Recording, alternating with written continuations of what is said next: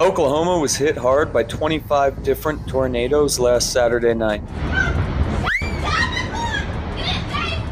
Unfortunately, there were 4 people unalived, including an infant. Another 100 people were injured.